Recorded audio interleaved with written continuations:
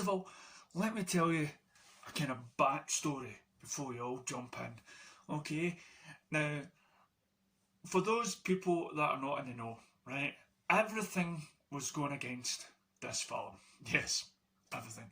We're talking about timing, we're talking about the release of the film into the pictures, we talk about the rewrites, we talk about, you know, the sort of carry on behind the scenes.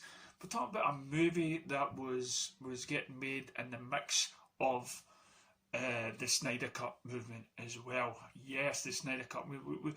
It jumped off the wagon with the first Wonder Woman movie, right? And then, as I say, tried to steer away from Zack Snyder's Justice League. And then, what happens next? Of course, we get the Zack Snyder, which I'm a part of, movement, trying to rally for that film, which of course will shine a new light on the Wonder Woman character herself, right?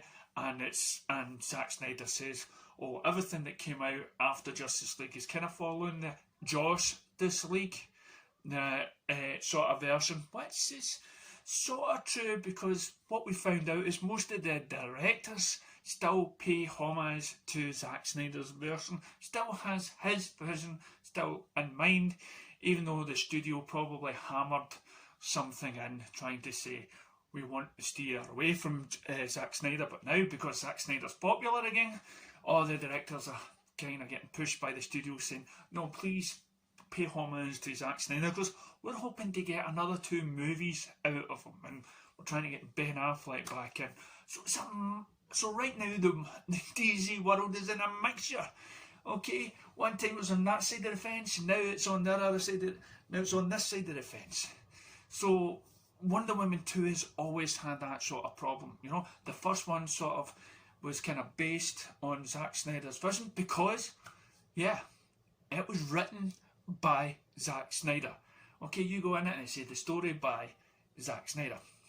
So it kind of pays homage to the first film. But of course, Zack Snyder says to Patty Jenkins, we want your flavour. I don't want to tell you how to do fight sequences and everything else like that. I want you to have your own sort of take on it. Okay, so he goes off and does that. Same thing happens to him when he talks to James Wan. James Wan says, I want to do the origin sort of thing.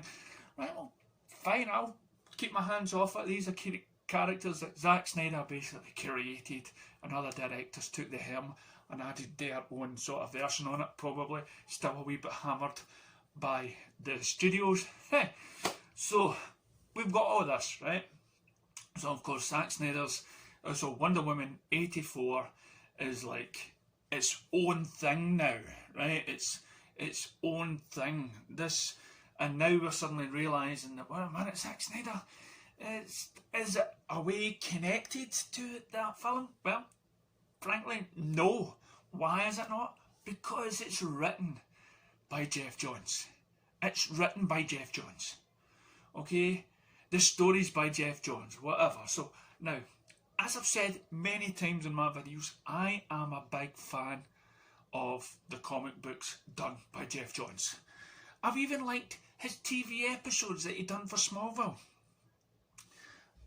The Stargirl TV show, which is all his. The Green Lantern movie, which is passable. It's Jeff Johns.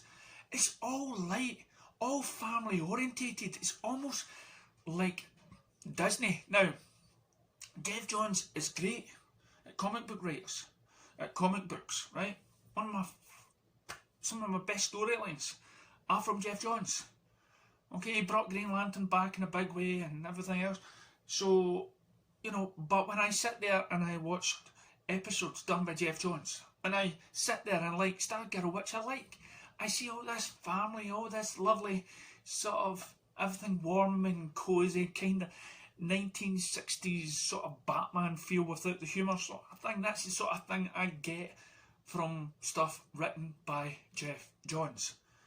And he plays it safe, he plays it nice and humble and sort of like a CW. That's where he belongs. It's a CW show, which I appreciate.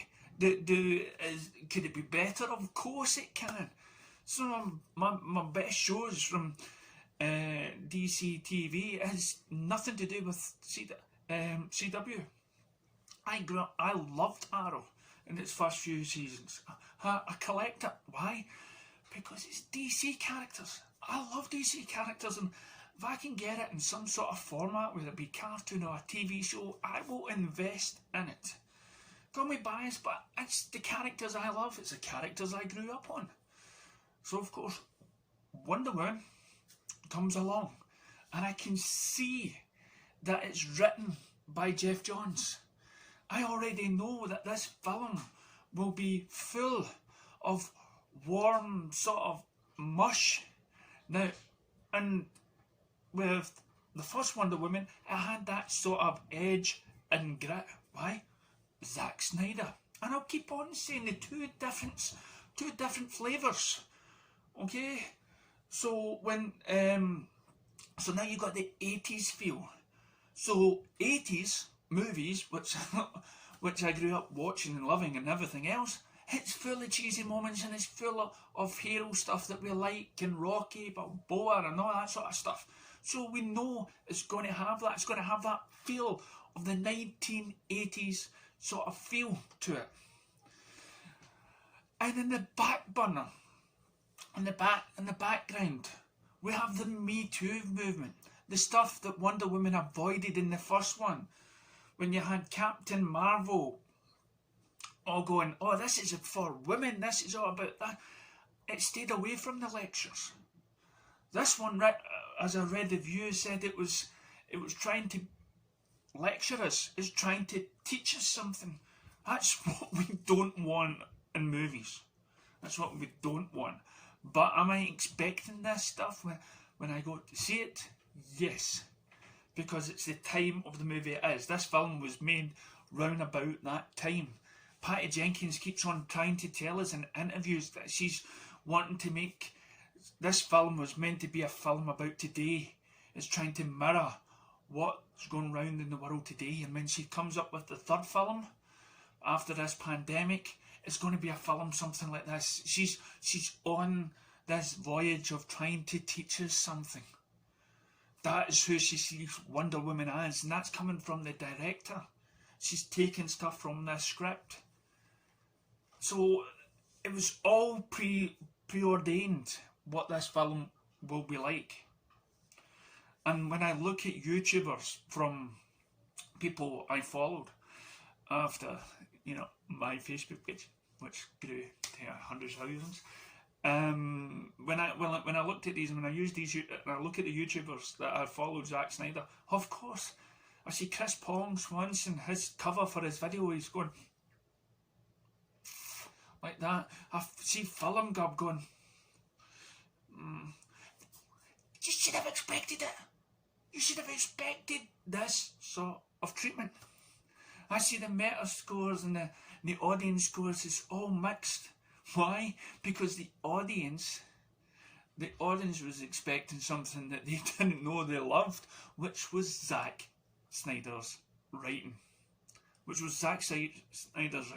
were looking for the nice, gritty bit, and what we've just heard, the original ending to Wonder Woman was different because the studio got involved again. It had a different ending. And that was full of love and everything else. And of course, Steve Trevor coming back alive in the second one. Hello. That just deflated the issue of his sacrifice in the first one. And then, of course, you hear reports of Steve, I felt like Captain Kirk there. How you hear the reports of... I love William Shatner. So you're already hearing stuff like, his character was basically not as good or as strong as the first one, and he's like a sideline character. And then, of course, we have a sequel which has two villains, so you're going to have a backstory from each one of these villains. And of course, Gal Gadot's Wonder Woman, sidelined. Again, to be expected. This is clearly a different film from the first, from the word go, because of the different writers, the different era that it staged. We also have more villains, backstories. So it was rare. So How do we enjoy Wonder Woman? We take these facts, we take everything we know. We already know that this isn't a Zack Snyder movie. He's produced it, he's probably excited for it, and he's rooting for it. Of course he is. Patty Jenkins and him, good buddies. And Zack Snyder's a down-to-earth man. He holds no grudges. And he doesn't do much publicly to put anybody down. Even though, he wasn't there when Jeff Jones was, well, maybe he did. Maybe he knew of Jeff Jones, but he's not one there to stab anybody in the back. He's an easygoing guy. So he, of course, is patting the filmmaker, the director, on the back for making a good movie. And Patty Jenkins and him are best buddies. But for some reason they chose to go with the Jeff Johns written storyline.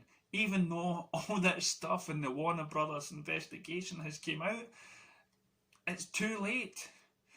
For the third movie, of course, you've got, if it does happen, you've got to have Zack Snyder's writing. Especially with the Zack Snyder Justice League film coming out next year, everybody has to then go back to Zack.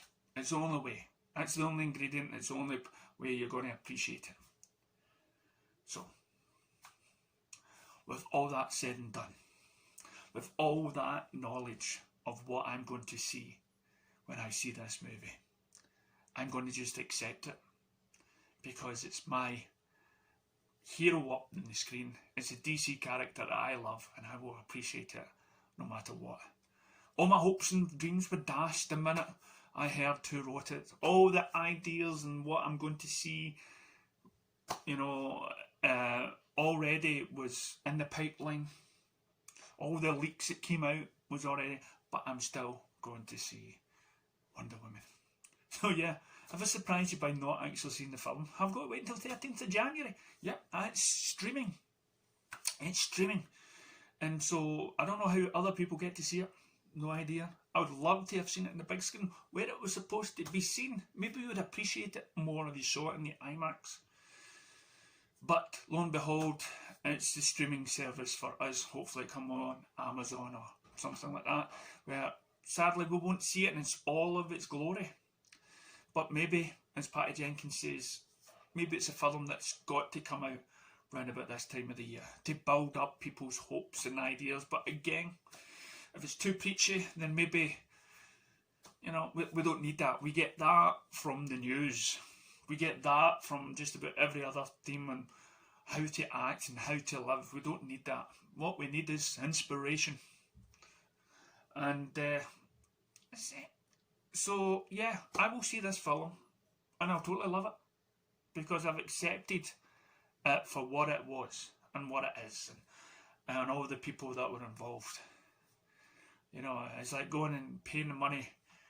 I mean, when Justice League came out as well, I mean, I rooted for that film because it was my heroes on the screen. I was alive. I'm still alive. I'm alive and I'm seeing it on the big screen. And that was, I could die happy. I managed to see Batman and Superman and Wonder Woman and Flash and Cyborg all on the big screen. Then, of course, realisation came in and went, we could have had something better. We could have had something, and I made YouTube videos about it. We still have to just try to appreciate what we've got. We just have to appreciate this, because I'm a big DC fan. Most of my family died without seeing the beloved franchises coming onto the big screen. So we have to appreciate what we have. And so I'm going to appreciate Wonder Woman. And because you never know what's around the corner. Patty Jenkins, she said in an interview she had to cut out a lot of stuff. And she tries to make the best film just like any other director out there, with all the politics involved and everything else, with the screenplay she's got. She tries to make the best of everything.